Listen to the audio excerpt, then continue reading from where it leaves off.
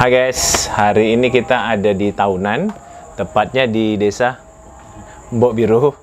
Iya bener nggak? Iya. Ada desa itu. Nah, kita ketemu di sini sama salah satu pengrajin dari kandang burung, dan ini salah satu rekanannya dari Mas Udin yang kita kemarin sudah review.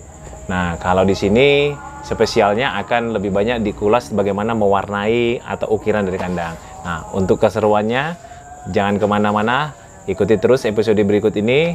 Jangan lupa like, comment, subscribe, share.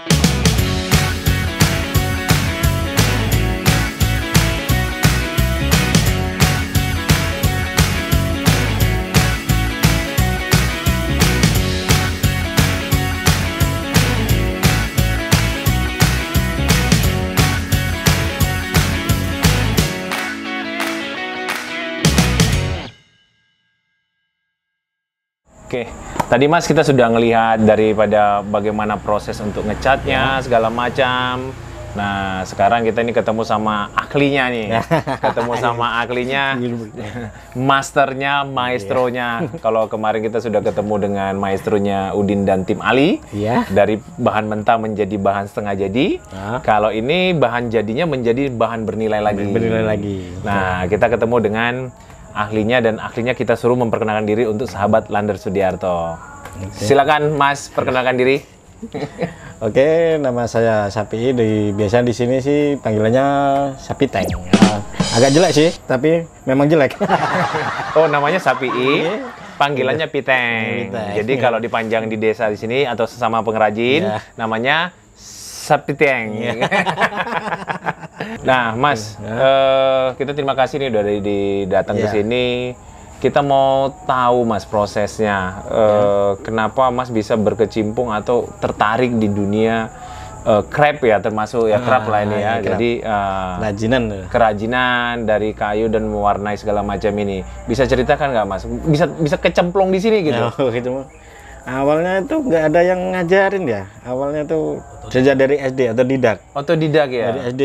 Sukanya kalau di buku pelajaran itu kan pakainya bisa buat itu belajar. Kalau kita pakainya buat gambar satu full ya kayak komik gitu. Terus dimarahin sama gurunya. Ini disuruh pelajaran kok malah gambar semua ini kayak komik, emangnya ini sekolahan komik ya dari SD.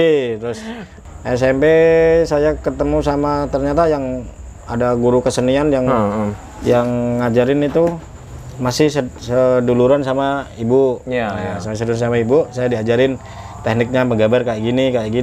Terus ya udah berhubung saya ada dasar kayak udah dari lahir, ya udah tak terusin aja pewarnaan, terus kayak gradasi warna, ini ketemu ini. Dari berjalannya waktu kita belajar dan terus belajar. Nah, sampai sini sempat sih di kayak apa ya, diremehin orang gitu loh. Oh, disepelekan gitu disepelekan, ya. nah gitu. Pegang apaan ini? Wis nggak usah pegang. Karena zaman itu memang dunia kreatif itu kayak anggap dipandang sebelah mata ya. Sebelah mata. Ini alatnya ini toh, pinjam alat ini. Pertama kali saya pegang itu tahun berapa itu? 2004. Jadi SMP tadi udah mulai didalemin. Udah dalemin, ketemu SMA ngelukis. Selesai SMA? SMA belum pegang ini, belum. Ini masih gambar kamar-kamar, ada anak di tempat anak-anak teman-teman gitu. Ibaratnya ini lah ya, gratilan nengok tembok dikit lukis kayak gitu. Tapi cuman dari mulut ke mulut, terus ada apa? Teman-temannya ini gambarnya siapa lah, itu ketemu saya gitu. Kalau yang pegang ini baru aja 2005 2006. Jadi sejak SMA tadi berkelana jalan sana jalan sini, keluyuran segala macam. Baru terakhirnya belum, terakhir masih kerja bungkus, packing barang itu. Nah, gitu, packing barang. Lihat ini kok. Oh, kan nggak tahu pertama ini apa. Tapi sejak SMA diselesaikan nggak? SMA diselesaikan? Oh, selesai. Kuliah lagi? Enggak kuliah. Oh, nggak ada waktu itu nggak ada keinginan kuliah misalnya ke IKJ atau ke sini gitu ya? Nggak ada, soalnya di sini kan tuntutan langsung lulus langsung kerja. Berarti mulai menekun ini tahun berapa? Sekitar 2008. Bener-bener serius menekuni untuk pewarnaan kandang ini segala macam 2008 sampai sekarang. Berapa lama Mas kaku lah megangnya? Kalau tadi saya lihat kan megangnya udah nggak ada lagi kakunya, warnanya gampang campur thinner. Berapa lama? Itu kalau pas kakunya itu 2 tahun. 2 tahun itu masih kaku ya? Masih kaku. Walaupun kita punya keahlian sejak kecil tadi ya. Yang paling rumit untuk mewarna itu yang corak yang gimana biasanya? Ya kayak ini apa 8 dewa ini, kalau bilangnya sih 8 dewa. Ada ini kan dewa perang. Kayak dewa-dewa itu loh yang gambar. Iya, yang lebih orang berbau ke dewa Cina segala macam gitu ya. Soalnya kalau gambar dewa kalau pakai kaos pramuka ya mudah. Pernah nggak setelah kita mengerjakan begini ada yang puas dan dia nelpon kembali lagi, Mas Piteng, saya oke nih bla bla bla segala macam, dan dia mengajak untuk yuk ikut aku dulu kerjakan begini. Ada nggak ngerjakan proyek di luar? Pernah ya. Pernah ke Samarinda, Kalimantan itu. Dan Mas Piteng ke sana? Enggak. Gimana? Ngapain ke tetangga sebelah, kalau di sini lebih banyak kalau di sini, tapi nggak mau, soalnya kalau di sana itu nggak jauh dari orang tua, keluarga, bisa juga. Tapi pada saat itu waktu ditelepon ke Samarinda itu untuk mengerjakan sangkar burung juga atau proyek yang lebih besar? Kayak itu dulu itu pegang mebel, suruh pegang mebel sama awalnya. Ada kandang, terus disuruh pegang mebel juga. Jadi ya mungkin untuk mengerjakan proyek yang lebih besar lagi di sana ya. Ini kalau jam kerjanya Mas Piteng itu aturannya jam berapa atau tidak beraturan? Nggak beraturan. Kadang ya dari jam 7, kadang jam 6 pagi, kadang ya jam 10 gitu. Jalan kita tergantung tidurnya jam berapa, bangunnya jam berapa kan terserah. Dulu pernah ikut orang ya. Terus kalau ikut orang kan jam 8 udah standby. Iya, masih jam kantor. Jam 8. Ya. Kalau sekarang bebas gitu. Untuk pendapatan rutinnya sudah mencukupi nggak? Alhamdulillah sudah mencukupi. Lebih dari cukup kadang. Kadang kan kalau udah selesai langsung dapat uang, kalau belum selesai ya besok lagi. Tapi alhamdulillah. Satu hari bisa berapa buat untuk pewarnaan kandang ini? Satu hari bisa kadang 1 kandang, kadang ya 2, kadang 3 gitu. Tergantung motifnya. Kalau cukitan nggak ukiran ya dapat 3, dapat 2 gitu. Nah kalau tadi saya perhatikan kalau ini kan warna ini saya lihat ekspresi dari Mas Pitengnya sendiri. Ada nggak si customer itu langsung berikan ini loh warnanya persis seperti ini, ada nggak pernah gitu? Ya ada sih, tapi kan kita punya ciri khas masing-masing. Tiap beda tangan beda hasil. Terus kalau kita warnanya apa lebih ngejreng gitu. Kalau ya oke lah kita samain. Kadang ada yang komplain, wah ada yang niru gini-gini ya. Dari itu loh kita nggak mau kayak gitu di pas kita ketemu di sosial media atau apa dijatuhin, ini niru gitu. Punya ciri khas masing-masing. Oh sering juga di medsos ada itu ya. Ada saling bilang ini menjatuhkan gitu ya. Kadang kan ada gitu juga. Tapi ada nggak kendalanya tiba-tiba kita sudah warnain dia protes, oh warnanya nggak seperti yang saya minta. Ada nggak pernah seperti itu? Pernah ada. Kalau seperti itu biasanya kita rubah lagi warna atau sudah memang begini yang udah tak rubah lagi, walaupun kita gimana ya bilangnya tekor ya.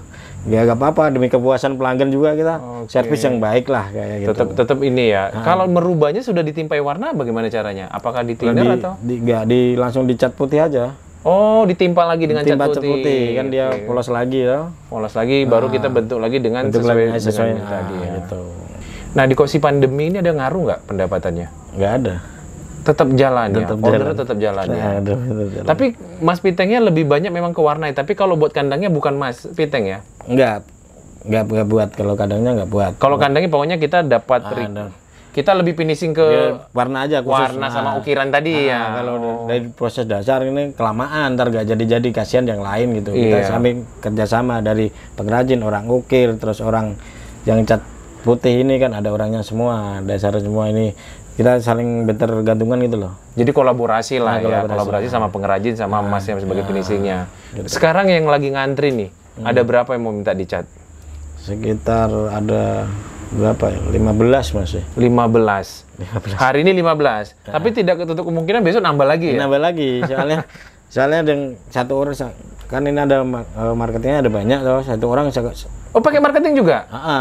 Karena ada yang itu kan banyak marketing, ada yang pengen ikut jualan, ada yang sebagian dari mebel ikut jualan sangkar gitu. Jadi satu orang bawa 2-3 lah, berapa itu? Kalau udah 8 orang berapa? Jadi karena sekarang ini ya kemudahannya dari dunia medsos, tinggal foto, beriklan, siapa mau kandang ini gitu ya. Bisa. Dia gitu. tinggal gandeng orang mebel, buat baru finishing ke sini lagi. Iya gitu. Kalau airbrush sangkar itu belum tentu orang airbrush motor belum tentu bisa. Soalnya kalau airbrush motor kan dia posisinya datar. Jadi yang jago di barang besi atau di barang apa belum tentu jago di barang kayu. Kayu. Sama juga saya ke motor ya belum tentu bisa kayak gitu. Gitu. Karena memang bentuk catnya bentuk untuk ini apa catnya juga beda. Kalau sama. Catnya sama. Catnya sama. Bahannya tetap sama, alatnya sama. Cuma kan medianya beda. Gitu. Nah kesulitannya apa Mas Piteng untuk selama berbisnis punya usaha seperti ini? Kesulitannya paling sulit.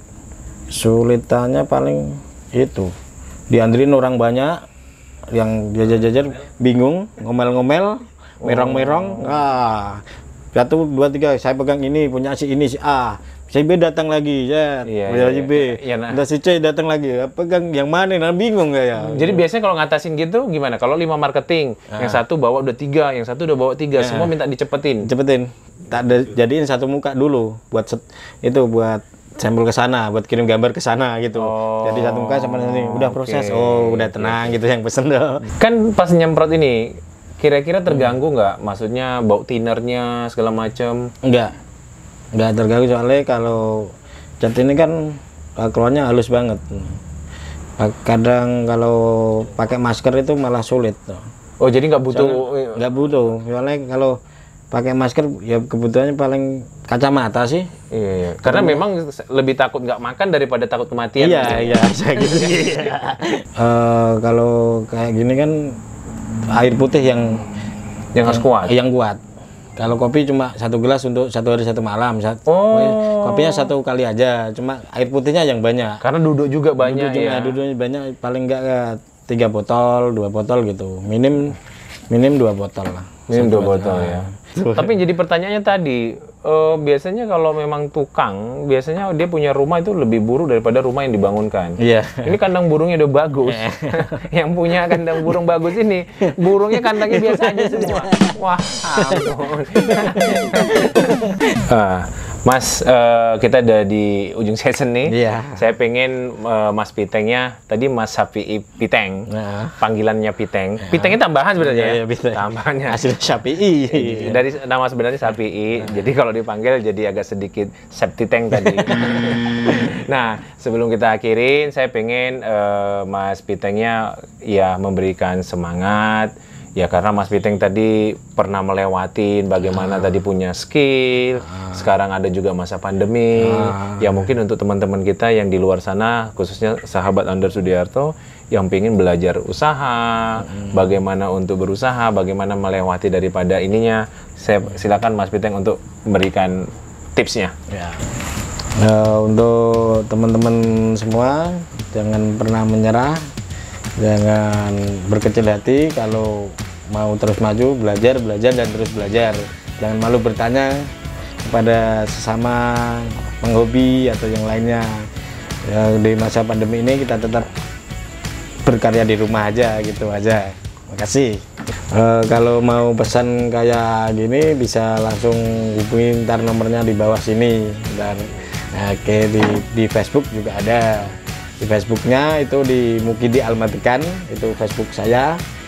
Nggak sesuai dengan isinya. Itu. Oke, demikian tadi teman-teman Under Sudiarto bincang-bincang kita dengan salah satu maestronya untuk mewarnai karya ukir atau airbrush di desa Tahunan tadi dari Mas Sapi'i Piteng. Dan teman-teman kita sudah ambil tadi masukan dari beliau bagaimana untuk bersemangat, dan saksikan terus episode-episode berikutnya. Kita akan lebih banyak untuk menyajikan orang-orang yang berkarya, orang-orang yang bisa menghidupi kehidupannya dari yang dia miliki dan keyakinan di masa pandemi ini. Jangan lupa like, comment, share, subscribe. Ciao.